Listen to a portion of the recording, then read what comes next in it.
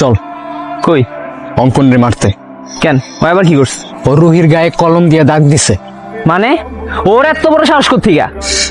চল, পরে না মারতে পারলে এখন আমার শান্তি হবে না ভাই।